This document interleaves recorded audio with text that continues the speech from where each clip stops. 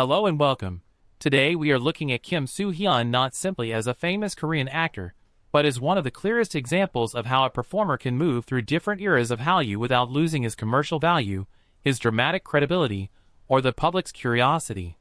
In an industry where many stars become strongly associated with one image, one character, or one period of popularity, Kim Soo Hyun has repeatedly managed to return at moments when audiences were ready to question whether his peak had already passed.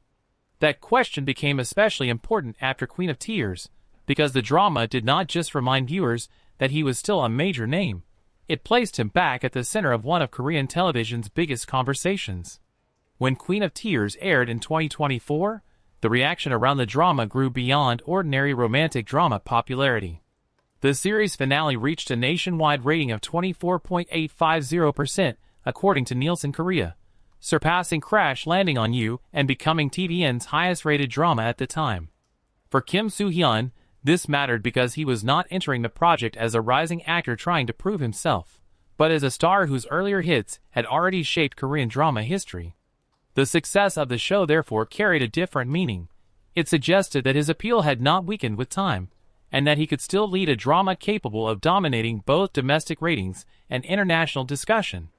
What made his performance as Baek Hyun-woo effective was not only the emotional crying scenes that quickly circulated online, but the way he built the character around restraint, exhaustion, pride, and quiet vulnerability.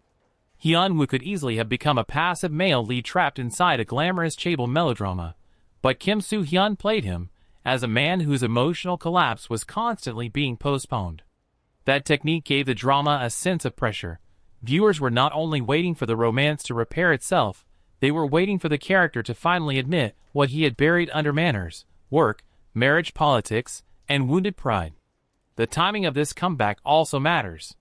Before Queen of Tears, Kim Soo Hyun had already returned from military service, taken on high-profile projects, and remained one of the most expensive and recognizable actors in Korea.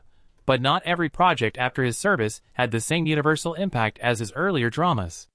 It's Okay to Not Be Okay was internationally admired and became a strong Netflix-era title, while One Ordinary Day presented him in a darker, more intense crime drama context.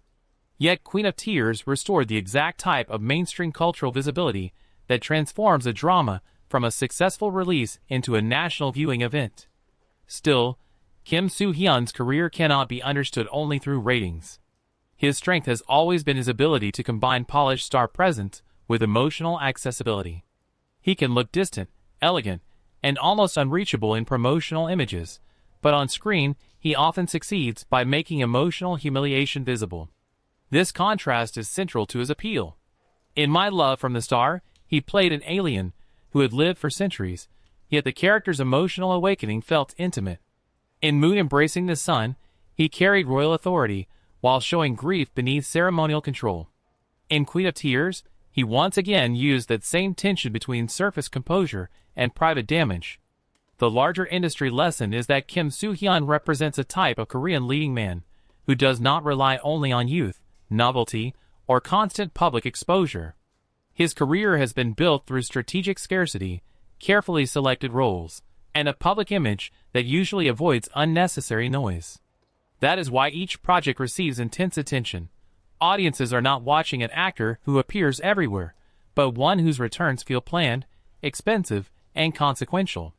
This creates pressure, but it also creates prestige, because every new role is judged as an event.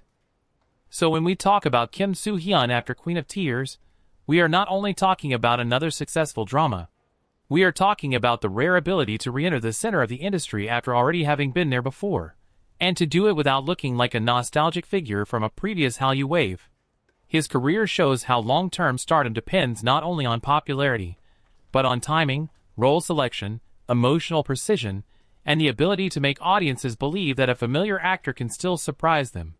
Thank you for watching, and tell me in the comments whether you think Queen of Tears was Kim Soo Hyun's true second peak, or simply another chapter in a career that still has more to reveal.